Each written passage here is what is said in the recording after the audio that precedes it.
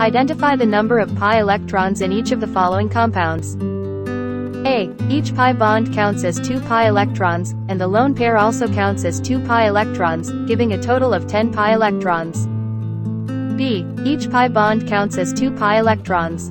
In addition, one of the lone pairs on the sulfur atom is participating in resonance, it occupies a p orbital and is delocalized, and therefore contributes 2 more pi electrons.